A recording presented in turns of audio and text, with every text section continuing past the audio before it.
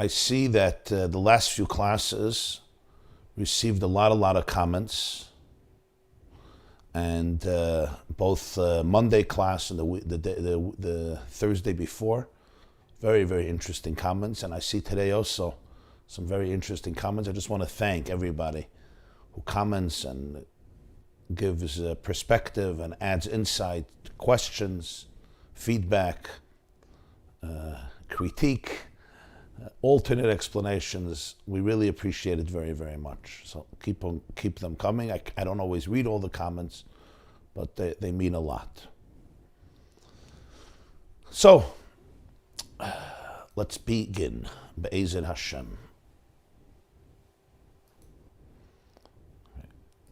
One of the questions on last week's class was we explained the fascinating statement that we say every single morning.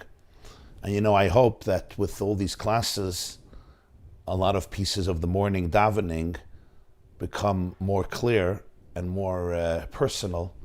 So one of those pieces that I think many of us just skim through very swiftly, especially that it has the mazel to be in the Karbanas section, is Tanu Rabbanon Pitum Haktoiris Ketzad. How did the Jewish people prepare Pitum Haktoiris? How did they prepare the incense? And we go through the 11 herbs that were used. These 11 herbs were harvested and grinded into thin powder. Dak, it had to be dak. And there was an exact measurement of how much they used of each herb. It was weighed. We go through that whole process. And then we go through the names of those 11 herbs. Hatzari, Hatzipoirin, Chelbana, Levina. Levina is frankincense. That has a certain weight. Then you have Myrrh, Musk, Tzia, Shiboilis Nerd, Charkaim, Saffron. That has a certain weight. Koisht, Kilufa, and the last one, Kinamoin, cinnamon. Sounds like Kinamoin, cinnamon. That's the last one of the 11 herbs. Thank you.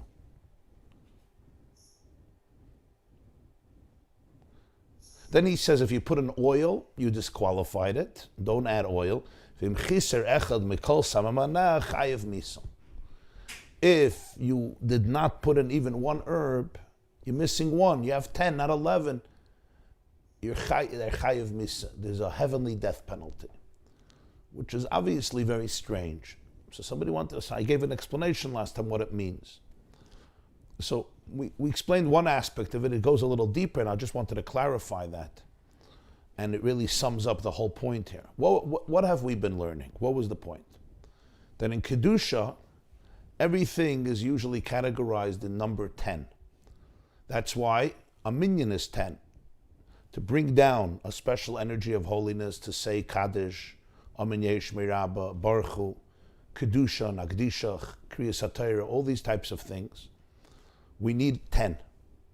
There's the concept of 10 in holiness. And 10 begins with the 10 building blocks of existence. They're known as the 10 spheres. And this is the key, that Hashem is infinite. His presence is infinite. His light is infinite. But Hashem chose to define his energy within 10 categories, so to speak. 10 modalities, 10 points of light, 10 structural energies. In other words, to put it a little more accurately, Hashem identified within his infinity, he identified within his infinity 10 characteristics. He could have identified within his infinity 1,000 characteristics, and 1,000,000, and 1,000,000,000, and infinite characteristics. But he identified within his infinite light, infinite presence, 10 characteristics that we call Chachma, Bina, Das, Chesed, Gvura, Tiferes, Netzach, Chod, Yesod, Malchus, which we discussed many times. Those are called the 10 spheres, and Kabbalistically they are the 10 building blocks of the world. Not just of our world, of every one of the world, every one of the spiritual states of consciousness, and they're also the 10 building blocks of the human soul, and therefore the human brain. Like it says in Tanya in chapter 3, that nishtalshalu mehen, the 10 faculties of each soul is comprised of 10 characteristics. Cognitive, emotional, functional, the animal soul, the divine soul, the reptilian brain, the prefrontal cortex. We are comprised of these 10. This is known as the structure of Seder Hishtalshalus. Structure of Seder Hishtalshalus means the structure through which Hashem chose to create, sustain, and relate to the universe. Just like we say the 7 days of creation, each one is one midah. One of them is midah. Then there's the 3 previous ones called Chachma, Bina, Das. So that's why it's always categorized in number 10. That's why 10 is considered the wholesome number. Mispar Hashalem. Why 10? Why not 9? Why not 11? Why not 20? Why not 30? Even the numbers, it's all 10. And then you multiply, you get 11, and then you have 101, and you have 120, and then you get into the thousands, and so forth. The digits increase, the numbers increase, but the structure is 1 to 10, because that structure is fundamental to creation, and it's known as the structure of the 10 spheres. We find here the fascinating thing that in Klippa, in unholiness, we speak about 11. 11 crowns of impurity. And this was the long explanation in the Maamar, which I'm not going to repeat now because it's a very deep explanation. And I do encourage you to review the previous class and the class before that, the previous classes we had on this Maamar. But the point was, very, very briefly in summation, that in Kedusha, the hallmark of holiness is integration, internalization. The divine energy becomes one with that which it is giving life to. In other words, what makes something holy is the transparency of it, the fact that it's aware of its relationship with the divine. What makes Klippa? The lack of awareness. In Klippa, there's always a certain lack of self-awareness because there's a lack of divine awareness. And how can you have self-awareness if you don't have divine awareness when the self is a derivative of the divine? I hope you understood what I just said.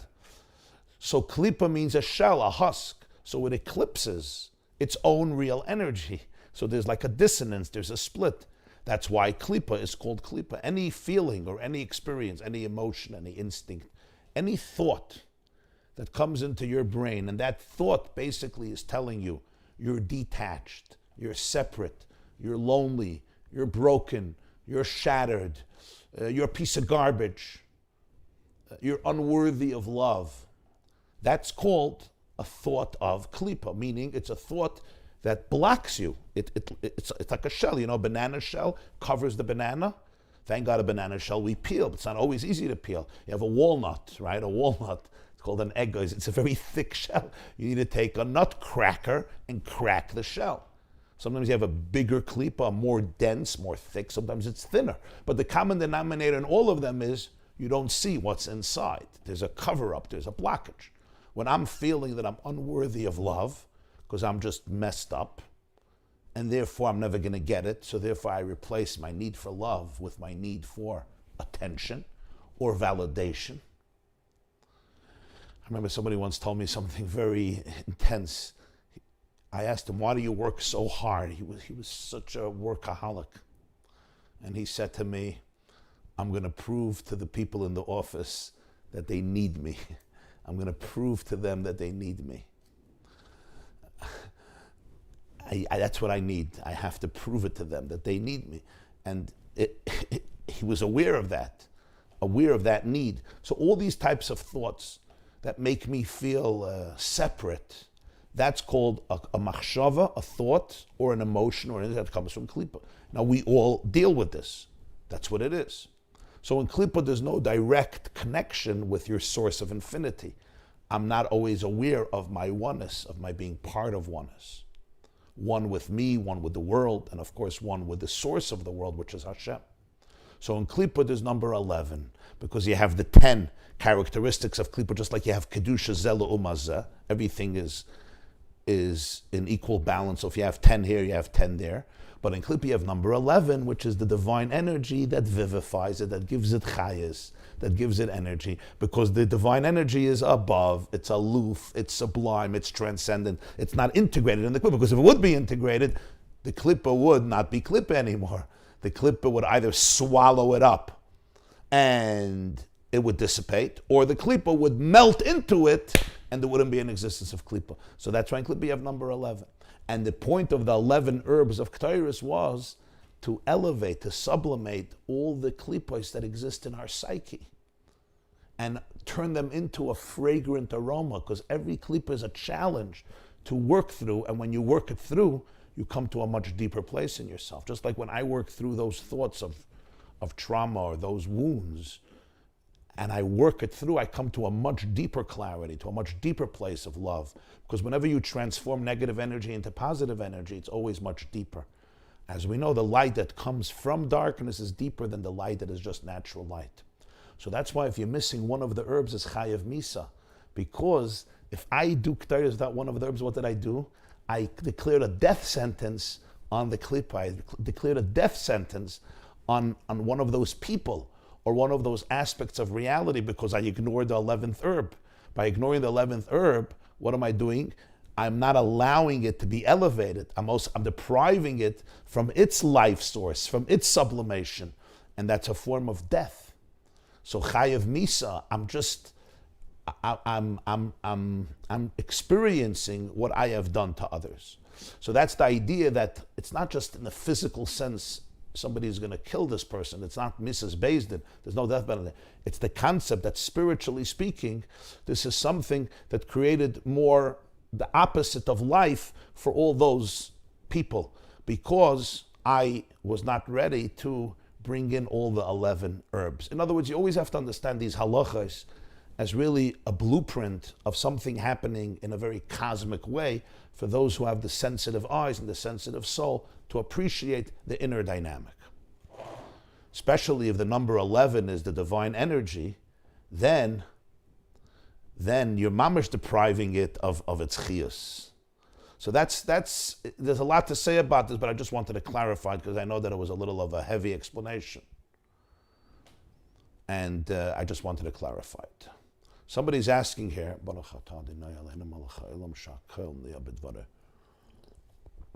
no, chayav misa doesn't mean that the court executes you. There's no such a thing. There's certain transgressions in halacha where there's a death penalty by the court.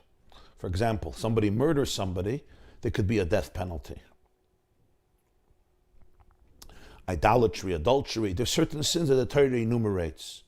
Even then, it was not simple, because you had to have witnesses, and witnesses had to warn, and the witnesses are cross-examined. If the circumstantial evidence, it didn't really work. If the person was a danger for society, even though there were no witnesses, for example, if the person is going around murdering people and there's no witnesses, they would still lock up the person or do whatever they had to do to protect society. But the concept of death penalty was very, very difficult to receive in Jewish law. There's a Mishnah in Sanhedrin that one of the sages said that if I would be in the court, there would only be a death penalty once in 70 years. And somebody once said, Rabbi Akiva, there would never be death penalty, because there's always a loophole. Chayav misa here means misa b'dei shamayim, which means it's a heavenly penalty for which a person can always do tshuva, because God knows your heart. It's not like an earthly court. But chayav misa really is the concept that there's something here that is very, very challenging, something that is really, really counterproductive. And the question is, what's the big deal? So you didn't put in one ingredient into breakfast, so you didn't put in an ingredient into the cholent. So God has a cholent. It's called Ketores. So you didn't put in an ingredient. Okay, so use baking powder. Use baking powder, the eternal substitute, right? A little sugar, whatever, a little oil. The pshat here is something much deeper.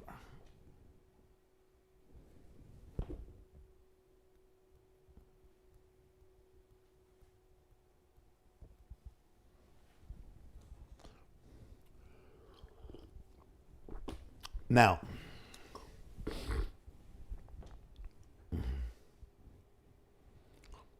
by the way, just stam, we speak a lot about the shear of 10 tfachim, right? For example, to have a reshus hayachid, a private domain, the walls have to be 10 tfachim. A sukkah has to be 10 tfachim. 10 tfachim, a tefach, is a handbreadth.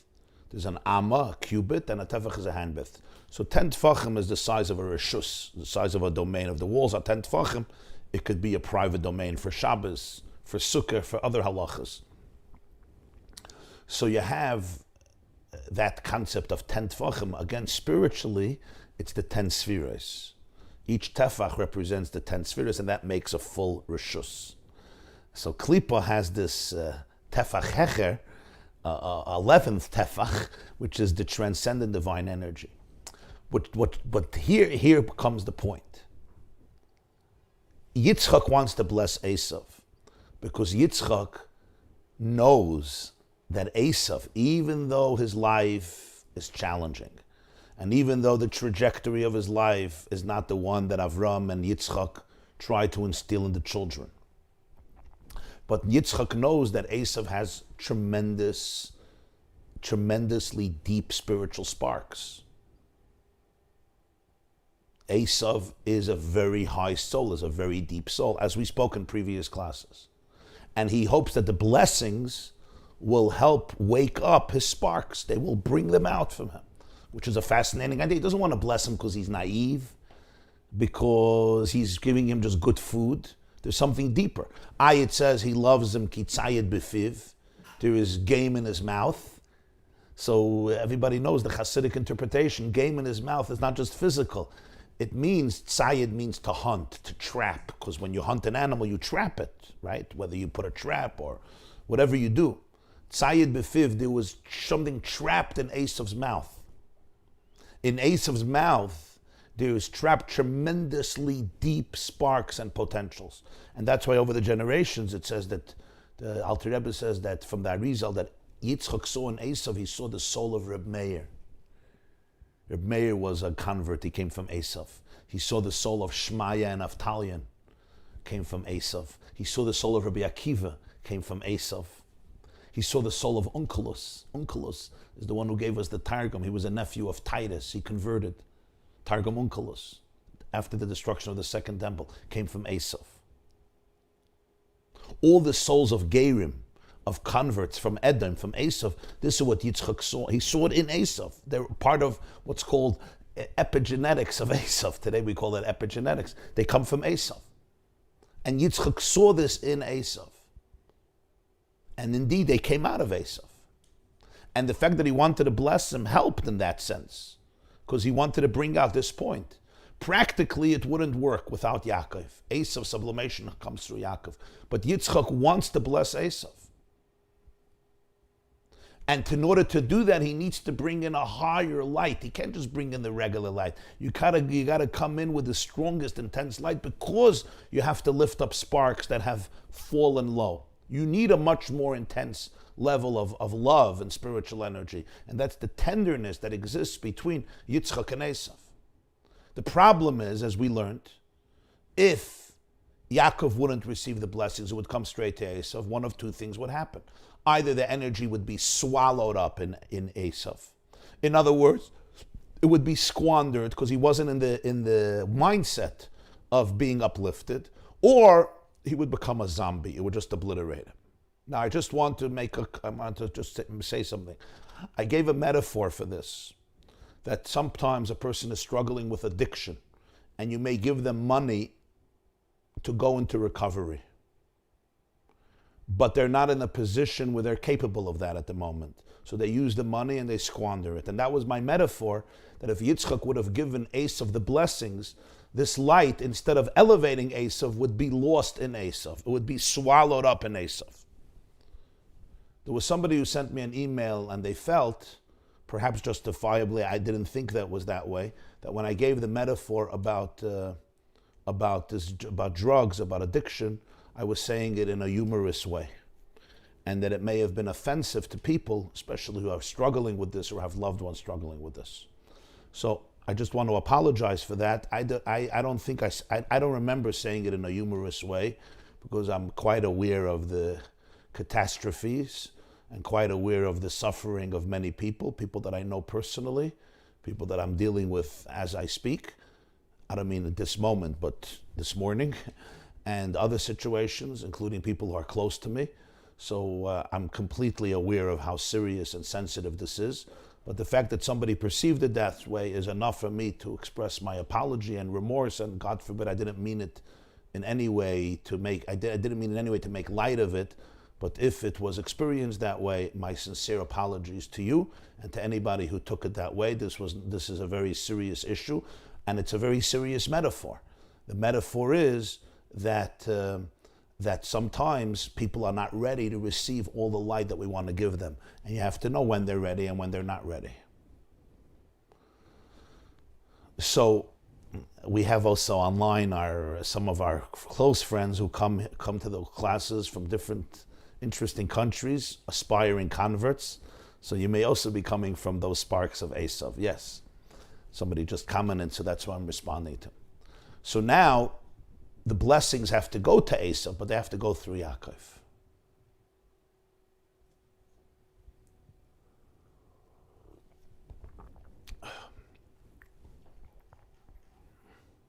What are the lights that Yitzchak wants to give to Esav to get the blessings out? The answer is number 11. What do we mean by number 11? So here is the point, and I hope this was understood. This is not so easy to understand. I'm going to start with the practical and then go back to the abstract. Okay. One of the biggest challenges that anybody who's dealing with something who does not fit into our system is that we are shaken up by it. And therefore we feel that we need to get that person to come back into our fold. The problem is, in the famous metaphor of Reb Nachman of Breslov, you know the metaphor? There was a prince who decided that he was a chicken, and he took off his clothes and he went under the table. And he sat under the table without clothes, living like a chicken, eating like a chicken, communicating like a chicken, and no doctor in the world can heal him. And Reb Nachman says, one wise sage came. He said, I'll heal him. He took off his clothes and he went under the table with him, and he said, I'm also a chicken. And slowly from that space, he turned this prince around. He taught him how to wear an undershirt and how to eat with a fork and how to go to the bathroom and how to speak. And when the prince was saying, we don't do this, he says, no, I'm a chicken and I also do this. It's a very profound metaphor of Reb Nachman. What Reb Nachman was saying is, if you're not ready to go under the table and take off your clothes and live with the chicken on his terms, you're never going to bring him to your space. You're never going to elevate him. This is a challenge. This is a very profound challenge. In other words, I have to be able to go out of my comfort zone, get rid of my clothes, get rid of my stereotypes, get rid of my phobia, get rid of my judgment. That's a big one. Because as long as I'm in my own space and I want you to come to me, I'm never going to be able to reach you. It's like a lifeguard. This is the Baal Shem Tov's metaphor. A lifeguard is sitting on the throne. You remember those, what are they called, lifeguard cheers? By the beach, and somebody is struggling in the beach. There's an undercurrent. Lifeguard says, hey, you, Shlom Mazel, come back. That's not how you save somebody. You got to jump in, and there's always a danger that the lifeguard, chas v'shalom, could be swept away. That's why if you don't know how to swim, you don't jump in, and you schlep him out. You can't schlep somebody out from sitting on an ivory tower and saying, hey, you, shaita, you moron, come. It doesn't work that way. You have to go into the trenches. Because how can I connect to you if I'm not connecting to you? I have to connect to you by you experiencing me in your life. This is called connection. This is called a relationship. But let's face it, this is not easy for people. It's called attachment. You have to be attached. You have to be connected. You have to be able to allow the other person to experience your heart, your empathy, your love. As we said a few times, love is learning the song in another person's heart and singing it to them when they might have forgotten it. I can't learn my song only and sing it to you when you have forgotten your song. I have to be able to sing your song to you when you might have forgotten it. I have to be able to dance to your beat. I have to be able to join you in your music. That takes tremendous confidence and tremendous humility, tremendous vulnerability. It's like the metaphor I sped last class from the Rebbe. You have to take off your clothes and jump into the ocean. And the Rebbe said, what did the Rebbe Rashab mean by that metaphor? You have to go etzem to etzem, not levushim. Levushim is camouflage, uniform. It's not uniform to uniform. Sometimes a person is not wearing a uniform. How are you going to get them? By putting on a nice uniform. You have to get rid of the uniform and go to the etzem, go to the core. This means I have to go into a much deeper place within myself. So this is the chiddush of this Maamar. Kedusha also has number 11. Because Hashem is not defined by spheres. Hashem is not defined by structures. Hashem is infinite. That's called Keser. It's called Atik. It's number 11. The difference is, by Kedusha, we don't count number 11 because number 11 is not what gives life to the 10 spheres. Because what gives life to the 10 spheres is integrated within the 10 spheres. You have only 10. By Klippa, we count number 11 because by Klippa, they get chiyus from number 11, from the makif. I know this is not so easy, but we explained it last time and 2 times ago more in detail. In Kedusha, number 11 is separate because the 10 are getting energy in a way that is integrated with the 10. So we call it 10 sources of energy. But in Klippa, the 10 can get energy from integration because it's Klippa. So how does it get its energy from number 11? So therefore in Klippa, we always count 11 together with 10. So how do you access the Kedusha in Klippa? Only through accessing number 11 in Kedusha. Because this is the uniqueness of Esav even over Yaakov. We spoke about this many times over the years, especially Torah, our classes on Torah, Parshas Vayeitzei and Parshas Vayishlach, that Esav has something that Yaakov doesn't have. Because since Klippa gets its life from number 11, which is transcendent, there's something unlimited that Klippa has within it. Esav has certain intense lights that Yaakov doesn't have. Because by Yaakov, the kelim of tikkun prevail over the oir. And in Esav, the oiris of toyu prevail over the kelim, which means in Esav, the energy is stronger than the vessel. Because the vessels don't contain the energy. The energy has a certain infinite element that's not harnessed. That's why it's klippa, there's no integration. On the other hand, there's something very authentic, very raw, very real. I think Reb Nachman writes somewhere that Esav was given the gift of art more than Yaakov. Because art, artistic expression, has very, very much to do with bohemian disposition and character that doesn't like to limit itself. The system of Judaism is one that's based on structure. There's some things we do when the sun rises, when the sun sets. There's a shachris, there's a mincha, there's a ma'ir, there's a time for kriya shema, there's a time for tefillah, there's a time to say a bracha. A person goes to the bathroom, they come out. There's a system. There's systems, there's structures, there's Shabbos, there's Yom Tov, there's morning, there's evening. It's called Seder. Because one cannot be successful in life without Seder, without discipline, without boundaries. One needs those boundaries, one needs structure, and it's all based on the spheres. But here's the thing. We can also get trapped in structure. Structure, instead of being a medium, a venue to connect to God, it can become an independent trap that we start worshiping. And who allows us and who challenges us not to become smug in our structures? It's Esav. So Yaakov needs Esav just like Esav needs Yaakov. That's one of the great ideas, chidushim of the Alter Rebbe in this whole sugya, based on Kabbalah, based on the Arizal. Esav needs Yaakov. Without Yaakov, Esav won't be sublimated. But Yaakov also needs Esav. Esav is doing Yaakov a favor as well.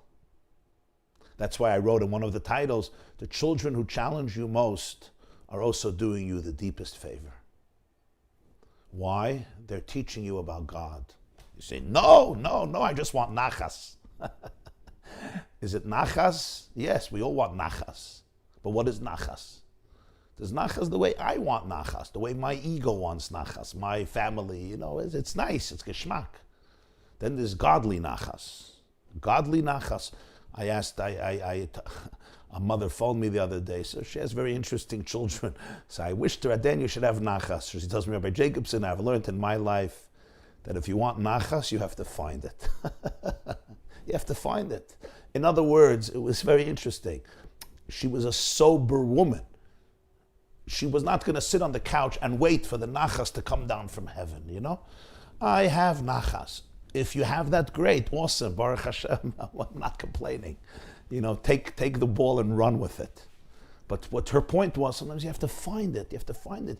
In other words, if I'm stuck in what my child is supposed to look like, and they don't look like that, so I become now a miserable person. How is that going to help the child? How is that going to help me? How is that going to help God?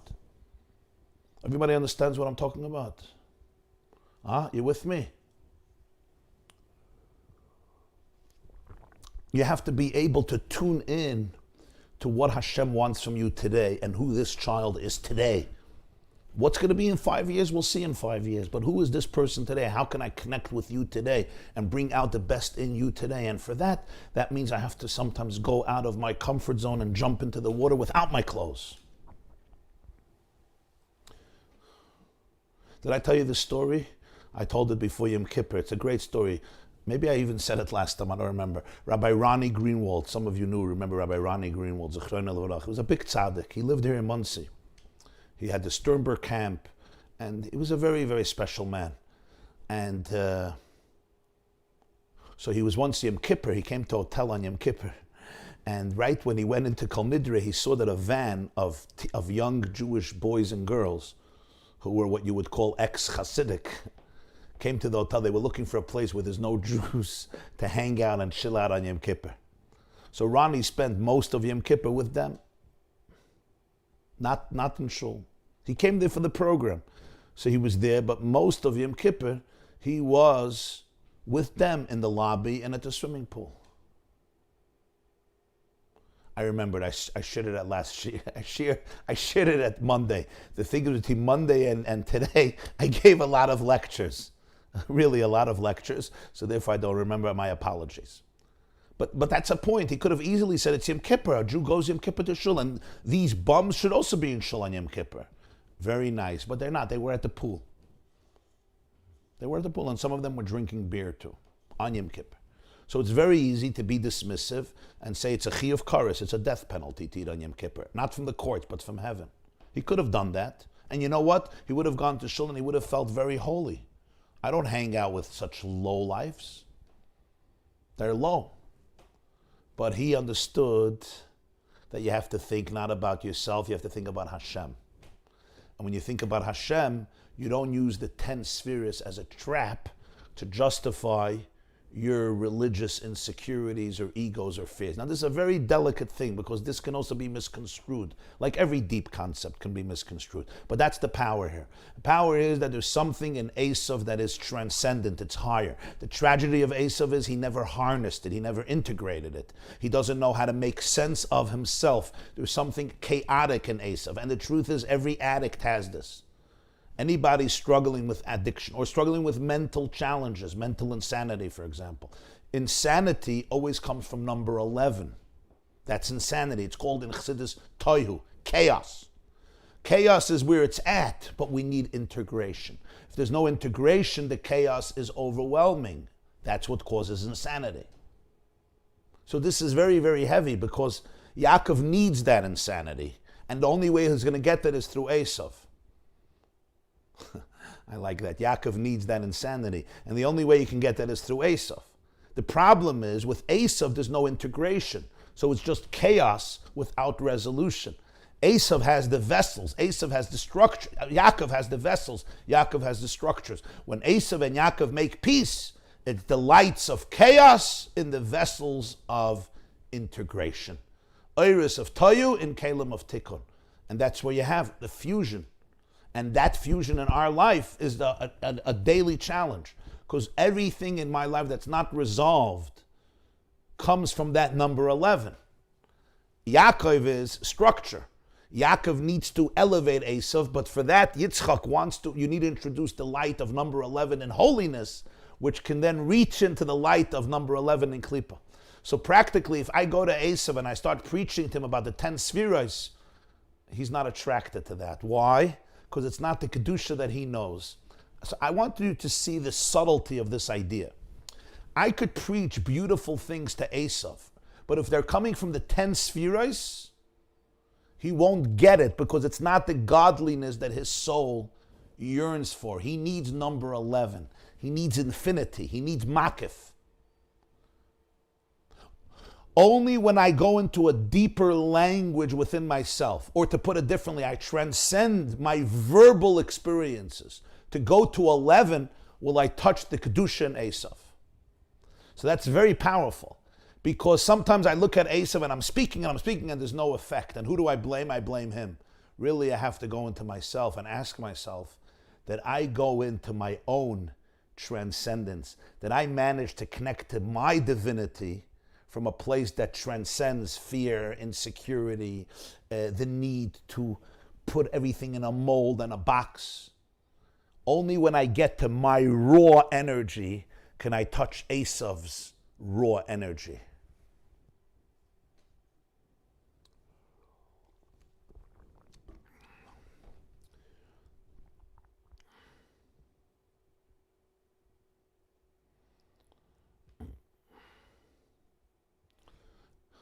So now we go further. We're going to now continue. This was my brief summation. Sorry. We're going to go to Se'ivav. Se'ivav. This is very real ideas. Very real ideas. Those who if you get it, you get it. If you don't get it, I guess you don't get it. But this is such a real idea about how when I'm communicating godliness through my box, even though that box is holy, I cannot reach you because you're allergic to it. You're not getting it. You know, sometimes I see people trying to touch souls that have been alienated from Yiddishkeit. Let's call them, I don't want to call them Esavs, but that concept, the boy who was alienated or the girl who was alienated, and they're preaching the same language that they were alienated from. And it just doesn't work. It's like, goes right over my head, or I should say under my head. There's no communication here. Sometimes you have a person, he's liberated from any stereotypes and any judgment, and he goes right to the raw, bare, naked skeleton, the core of everything. And they're just right there. They're fully present. They're fully present. Because it's that emes that neutralizes the resistance. Because they have number 11. In a way, it's deeper than it's by you. There's an intensity there that's much deeper. That's why the Baal Tshuva is deeper than the Tzaddik. Esav is Tohu, Yaakov is Tikkun. Torah Parshas Vayishlach. You should all learn that Maamar if you don't remember it. And even if you do, you should review it. We have it on the yeshiva.net. Torah Parshas Vayeitzei, the first Maamar. Yaakov needs Esav. Esav needs Yaakov. Yaakov needs Esav. And Yitzchak knows this. That's why Esav needs the blessings. But he's going to get the blessings through Yaakov. And that means that Yaakov has to discover his own infinity in order to be able to tune into Esav. So Rabbi Aaron wants to know if a number 11 is expressed through words or only through hugs.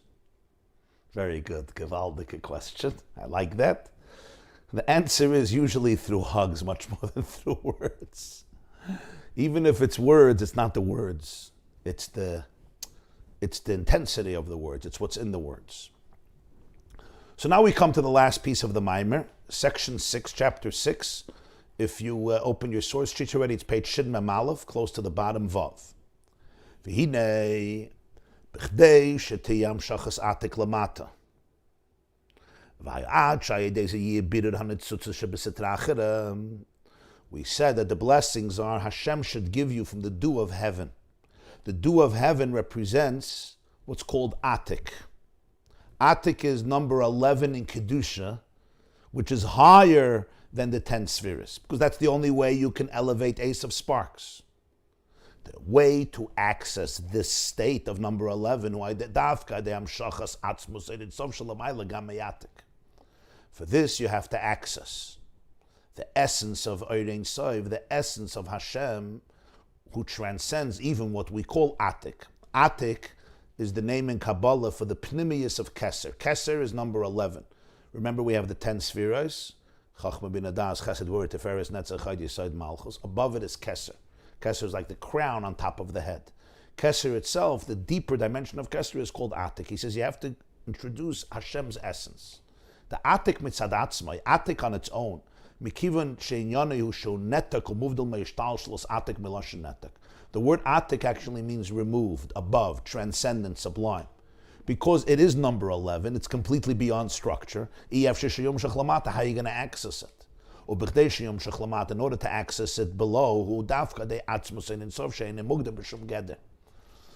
you have to tune in to the essence of Hashem, who's not defined by any definition. And when it's not defined by any definition, even infinity could come into finite. What is the Rebbe saying here? The Rebbe is saying here, how do we create that fusion? How do we create the fusion between Yaakov and Esav? How do we create the fusion between 10 and 11? How do I take my own 11 and access it? Didn't we explain that the world is based on 10 spheres? The world is based on 10, not on infinity. So suddenly you're telling me, go into your number 11 and bring it out. And that's how you're going to touch the Kedusha of Esav. So the Rebbe says, you're right. You have to go to the place that transcends infinity and also transcends finiteness. Because only in that place can the two ultimately come together. This is called Atzmos. Hashem is not defined by finite, but he's also not defined by infinity. Just as finiteness is a trap, infinity can also be a trap. Just as being limited is being limited, being unlimited is also a limit. It's the limit that I have to be unlimited. So what does this mean in real words, in practical words? You won't find ultimate truth in infinity, just like you won't find it in finiteness. Where do you find it? You find it in the fusion between the two, in the tension between the two. You see, there's the element of life that strives for infinity, no structure whatsoever. I just want to touch transcendence. There's the element of life that celebrates structure and discipline and seder. That comes from Keser versus the 10 spheres. In which one do you find emes? So the Rebbe says neither. If you get stuck in infinity, you're getting stuck in one element. It's amazing, but it's an element. If you get stuck in finiteness, you're also getting stuck in something. Atzmos, the pure essence of Hashem, is not defined by any definition, including not the definition that it's undefined. It's not defined even by the definition that it's undefined. And therefore, it doesn't look any way. So there is a flexibility that is experienced when a person can go into that space where I don't have to come across a certain way. I'm not stuck in any image, not in the image of chaos and not in the image of structure, not in the image of being bohemian and not in the image of being disciplined and very, very organized and yakish. I am not stuck in anything.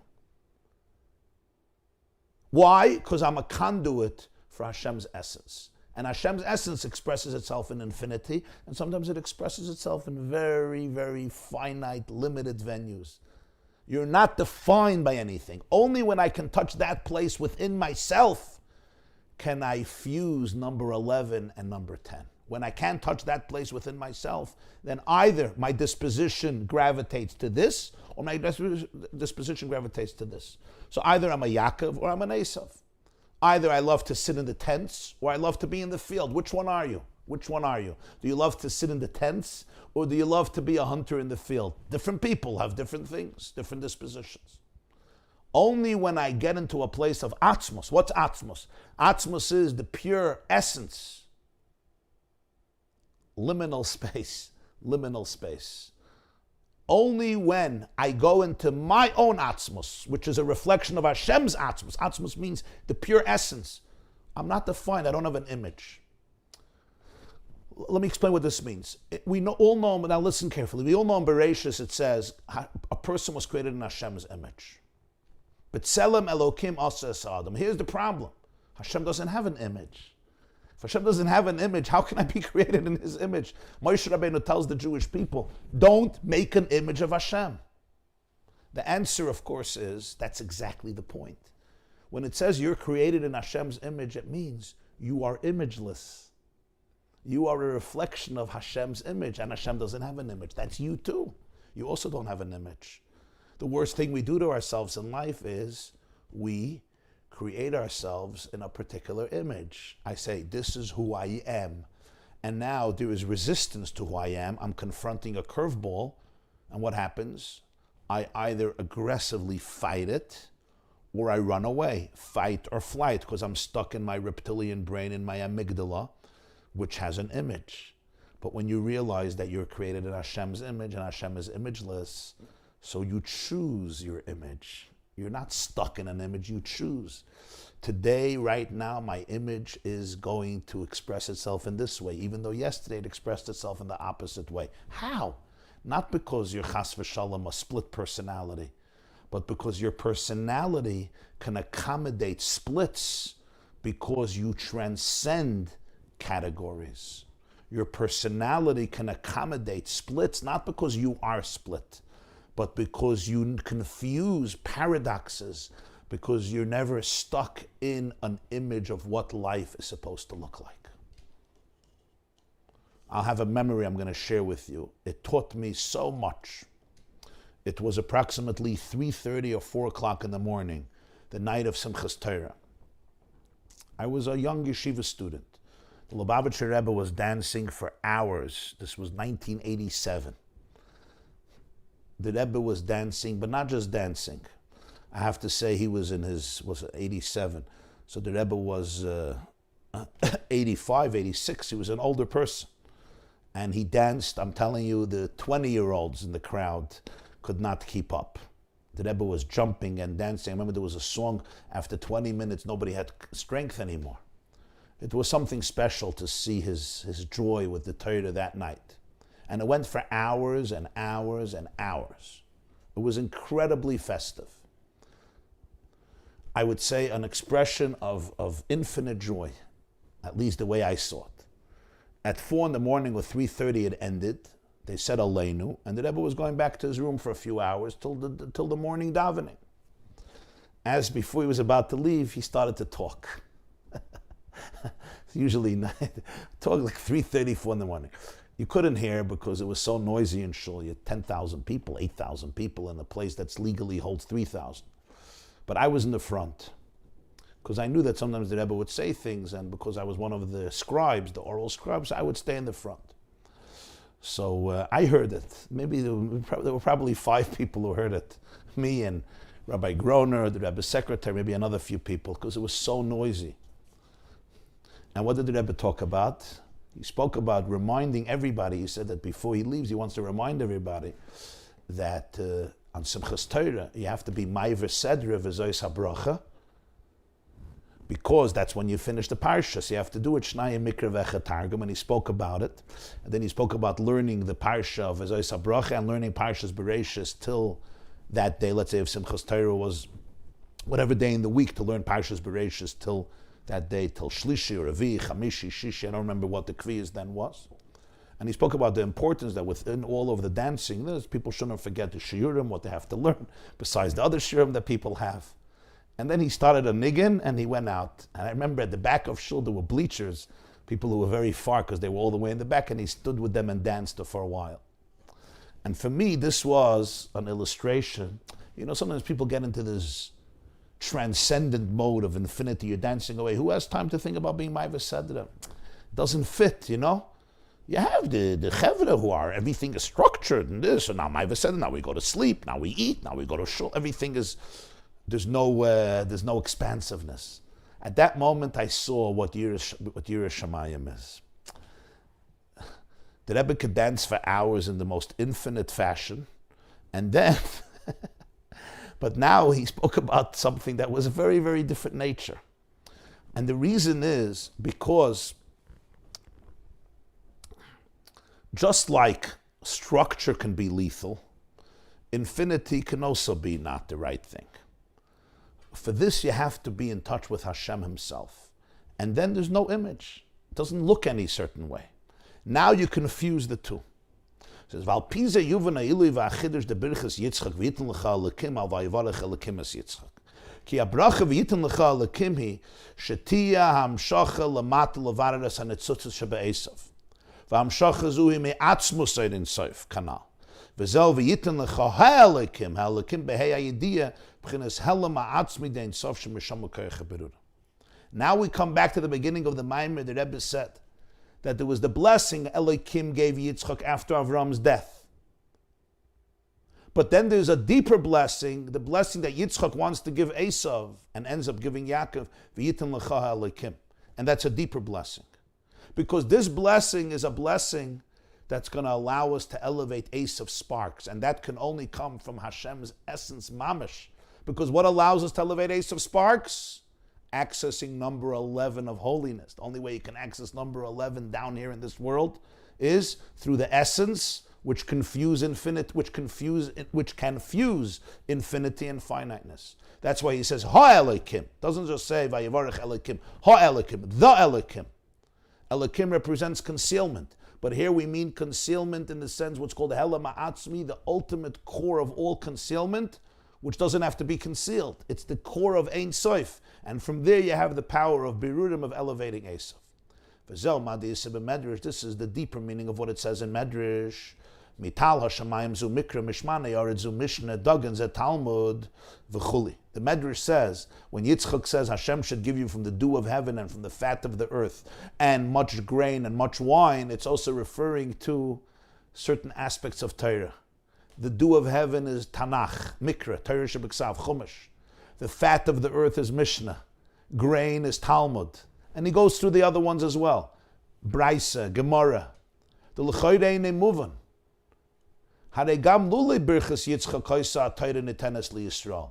Shnei Kavanas Habriya Isa B'Shvil Shi Yisrael Yikablu As HaTorah. Utnai Is NaKadosh Baruch Hu Ma'isa B'Reishis Chulim Yisrael Mekablu MaTorah Chuli Uma'u Shabaruch Hu B'Torah. The Medrash makes it sound like this is the time that Yitzchak gave Yaakov the blessings to get Torah. The dew is Mikra, the fat is Mishnah, the grain is Gemara, but I don't understand. Even without this blessing, Hashem created the world. It says Bereshis, He created Reshis for two things, for the Jews to accept the Torah. There's a condition Hashem made with the world. If the Jews accept Torah, good. If not, the world has no right justification for existence. So you don't need Yitzchak to bless Yaakov with Torah. Torah is the DNA of creation. That was the purpose of creation. The explanation is the Birchas Yitzchak Ha'Yisalinyan Ha'Yigiyah Shebetorah. Shaydei Ze Magiyim L'mayl Mebchinas HaTorah K'mayshim Mitzad Atzma. The Torah Mitzad Atzma Yichachmaseh Shel HaKadosh Baruch Hu. U'Lamayla Yoser Chachmas Tima.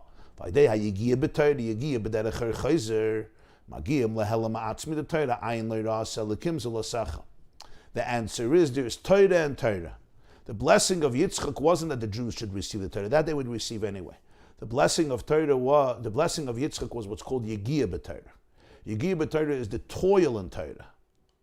What seems like the struggle with Torah, allowing you to reach a deeper level of the wisdom of Torah more than the Torah that was given to the Jewish people on its own. Torah is divine wisdom, but it's called wisdom, Chachma. In Chachma itself, there's many levels. There's conscious wisdom. There's superconscious wisdom, it's called Chachmas Tima. But the toil in Torah, the struggle in Torah, allows one to experience what's called Ha-Elokim, the Hela Ma'atzmi, the pure infinity which transcends even the category of wisdom. That was the uniqueness of Yitzchak's blessings in Torah. V'yesh lohos, if you can add, the Kivon Shebesitra Achru B'Misper Yud Aleph, Hainu Shegam HaMakif Nichlal B'Misper, L'fichu Achayos Shemachayos Kanal, L'chein Ayidei Birur Hayur Aleph Kissen Demesavus and Asal Derech Zagam B'Gedusha. Shegam B'chines Atik She'loi B'chush B'Nasviris Nimsheches B'Asis Viris B'Pnimiyusam.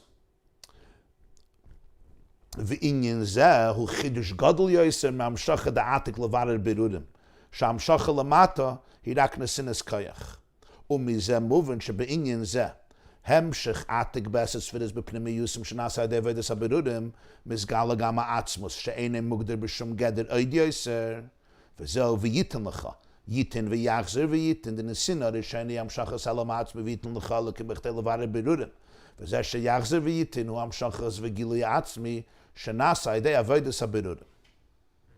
He says there's one more point here. Sitra achera, unholiness, is number 11. Why is it number 11? Because as we explained, the makif, the higher light, is part of the number because that's what gives klipa life. When kedusha has the courage to transcend its structure and elevate those 11 crowns of impurity, Kedusha gets that gift as well. That even its own number 11 should become part of the number 10. That the 10 spheres become fused and they integrate number 11. By Kedusha giving this gift to Klippa, Kedusha gets the same gift. Remember, Klippa is number 11, Kedusha is number 10. But in order to be Mevarer, to elevate the Klippa, Kedusha has to reach into number 11 because you cannot get the language of Klippa without number 11. By Kedusha doing this to the Klippa, Kedusha gets the same gift, that number 11 becomes part of its structure. And this is in a way even a bigger chiddush than the first one. Because the first one, it's accessing number 11 to elevate Esav. Right? It's the power to elevate Esav. Here we're talking about that this level itself becomes part of the integrated 10 spheres. So this allows access to Hashem's essence, and it comes from access to Hashem's essence, which is not defined by anything. And therefore number 11 and number 10 can completely become one. And that's what Yitzchak meant, V'yitin lecha, with a vav. The question is, why does he start with a vav? You don't start blessings with and Hashem will give you. Hashem will give you. He should have began yitin lecha, not v'yitin lecha. So Rashi says it means he'll give and he'll give again. And means he'll give and he will give again. So the Rebbe says there's two givings, there's two gifts. Gift number one is you should be able to access number 11 of Kedusha in order to elevate Esav.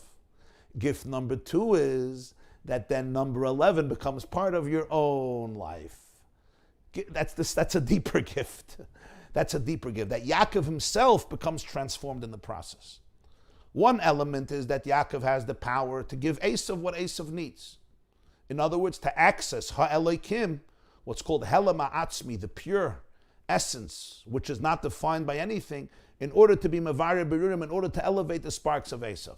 V'yachzer v'yitein is that through this avodah, the Eser spheres, the 10 spheres of Kedusha, can fully integrate number 11, that it becomes part of the 10, which can only happen through the revelation of Atzmos,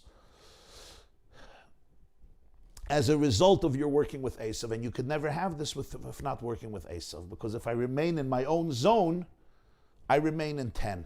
It's Esav that allows me to bring out the number 11 to the point that it's fully now integrated into the 10 spheres.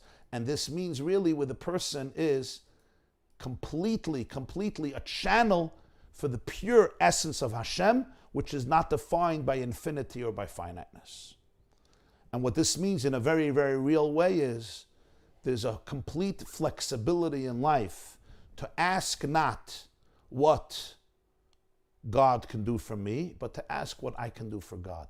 To ask not what my child can do for me, but what I can do for my child. To ask not what my spouse can do for me, but what I can do for my spouse. This takes so much self-confidence, because if I'm still dealing with insecurity, I could never let go of anything. I have to hold on to whatever I have, and even that which I'm holding on to is not really something, because I'm just being defensive. But when you have that real self-confidence, you can just let go, because you realize you're a manifestation of Hashem in this world. Now I don't have to be in any particular image. I don't have to look a certain way. And on the other hand, I can honor whatever image I am at that moment. I can really honor it, because I don't have to eliminate anything. I don't have to be embarrassed by anything. I don't have to amputate any part of me. And he finishes the last paragraph, the blessing. V'yidei v'yitin lecha ha'elokim, hamshachas ha'elam atzmi b'shnei yifanim anal yitin v'yachzer v'yitin. When you have this blessing, v'yitin lecha ha'elokim, on both levels, yitin v'yachzer v'yitin. One is that you have the power to elevate Esav, and one is that you have the power to elevate yourself, which is deeper.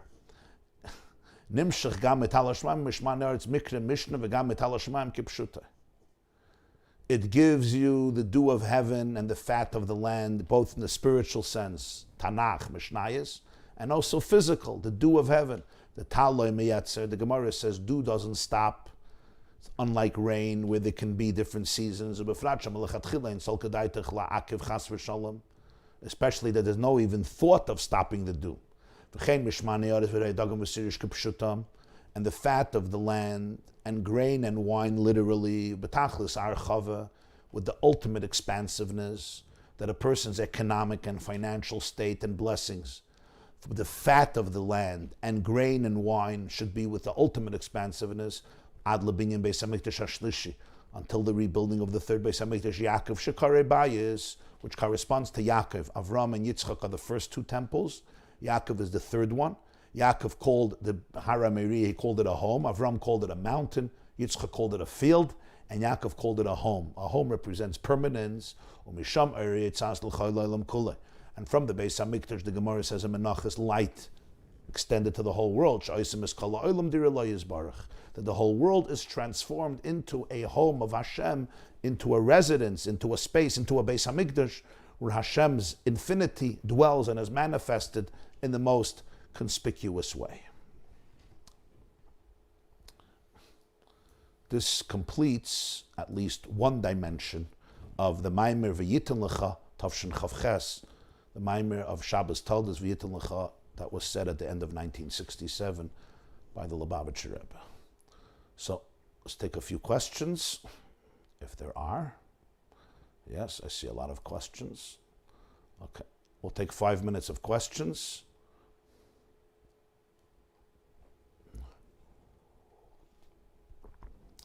Okay, there's a story that Rashi says that Eliphaz chased after Yaakov when he ran to his uncle Lavan, and Eliphaz wanted to kill him.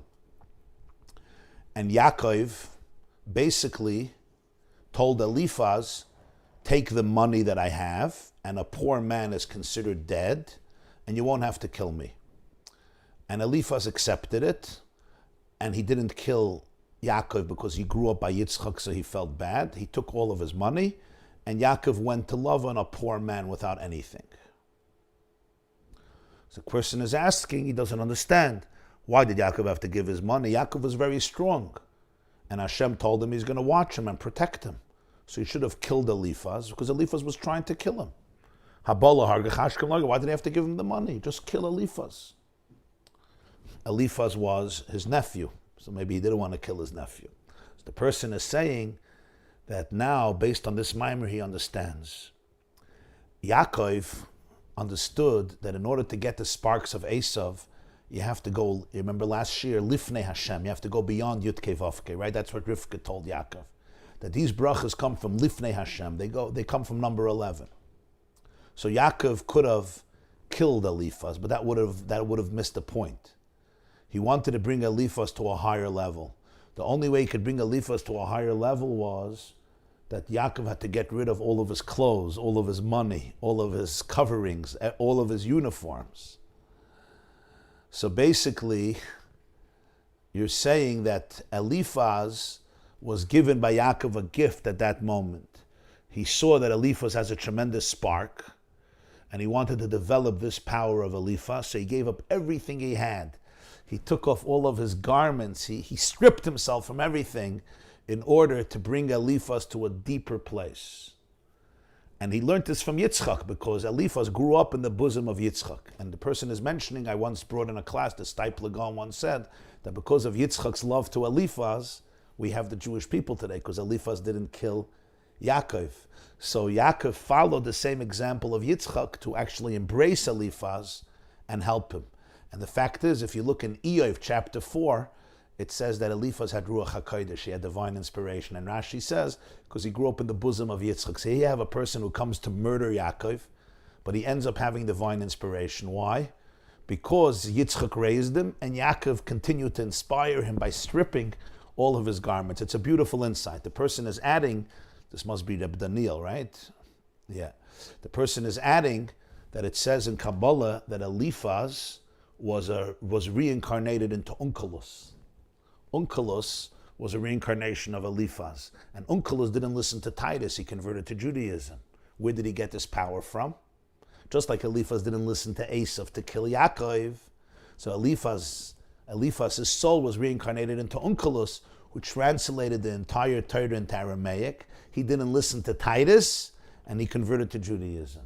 There's not a week that goes by that we don't learn the Chumash with Targum Onkelos, Shnayim Mikra Vecha Targum, as I told you the story before, in Simchas Torah. Even Simchas Torah, you read Onkelos. Why do we have to learn Onkelos every single week? Why? Because this teaches us you never give up on a soul, and you certainly never give up on a Jew. You have to go beyond your structure and comfort zone to reach infinity. And we see how rewarding this can be. In the beginning, it's difficult to go beyond ourselves, but when you realize the results are infinitely great, and every single week we learn Targum Onkelos to remind us of our ability to go out of our Hebrew mold into the Aramaic mold and elevate Onkelos. That's a very, very beautiful, beautiful insight. There's a story of Reb Shlomo hugging the convict. I find that as tapping in to number 11. Okay, beautiful. Very beautiful footnotes, thank you. Assyria's Bohemian will even turn around nature. They will turn night into day and day into night by staying up all night and sleeping all day. Yes, Hashem wants us to have Bohemian, unrestricted love for God, for other Jews, for Torah, for family. We need to find unrestricted love, and yet we also have to find balance. Rabbi Grossman in Migdal Emek goes to discos, jails to gather holy sparks, holy souls. Art Scroll just gave out a beautiful book called The Living Legend about Rabbi Grossman from Migdal Emek in Israel going to all these places. I guess the point here is that Torah life is divinely balanced, not egotistically balanced. Beautiful.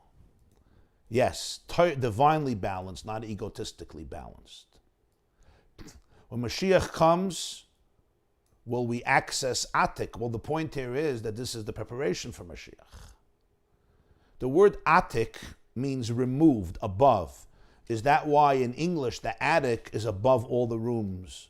So the word attic comes from the word Atik, which is in the book of Daniel. Is that true? There is a book called The Word. It gives 1,000 English words, thousands of English words that are derived from Hebrew. Is attic one of them? Interesting. I never thought of that. Interesting. The name Atik comes from the book of Daniel. It says that Hashem is Atik Yoimin, which means both the ancient one and the removed one, the aloof one. You spoke about the toil in Torah. What does toil in Torah mean? The toil in Torah means that Torah challenges us. You have to go deeper and deeper and deeper. It's like not being superficial. It's really breaking it apart and dissecting it and really toiling your brain in it, getting to the depths. And that allows you to find something in Torah that you wouldn't have found initially in the gift. It's called the Chayzer, that which comes through toil, through struggle. It's like when you learn Gemara and you try to understand it and you don't, and you fail again and again and again. But from that, you reach a much deeper level of wisdom. That's the deeper element of Torah. That's what Yitzchak was blessing Yaakov with. Okay, my dear friends, I love you all, sending love and blessings to all of you, and may all of us have that courage in our lives not to get stuck in any image. We don't have to look a certain way, but really open ourselves up to the energy of infinity that wants to manifest itself through you, through us, through me at this very moment, whatever that looks like. And to be able to be open to every person with that type of love, without the need to judge and without the need to judge.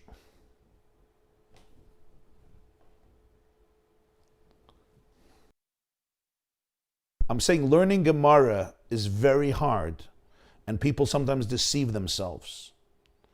They're learning Gemara at a class or themselves, and they just go fast, and yeah, I get the picture. It doesn't work that way. You really have to learn the Pasuk and Chumash, and then the Mishnah, and understand the Mishnah well, and master it with Rashi or the other commentaries on the Mishnah, the Rambam or the Tosfos Yom Tov, the Bartanura, and then to Gemara, and understand every line of the Gemara. Learning Gemara is very hard, and people sometimes deceive themselves. And understanding the question, and the refutation, and the answer, and the proof. It takes time. It takes time. Sometimes people want to cover ground, so they rush. but they're left with nothing. And there's a lot of internal deception. Like, I want to believe that I understood it, so I say that I understood it. But then somebody asks me a question or two, and I realize I didn't understand anything. So it's important to accept that it's hard. Lahavdil, right? If somebody's going to take me on a hike, and before the hike they tell me that this is going to be a very strenuous hike. You know, here is the water, it's going to be a journey. Gemara is a very, very intense journey. So the young boys, the 12-year-olds, 14-year-olds, they're learning about the Torah. It's unbelievable. I'm not learning it till now. Yeah. If a Rebbe can really give over the Gemara and give a love for the Gemara to those young children, It's amazing. There are teachers who know how to instill the love into the Gemara, and the kids should really get it. Because when you get it, it's incredible.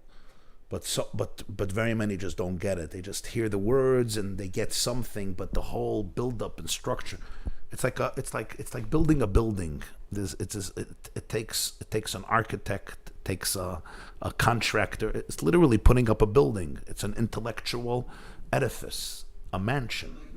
but like what they were saying, it taps one into very high producer. Or Chayzer, yeah, or Chayzer.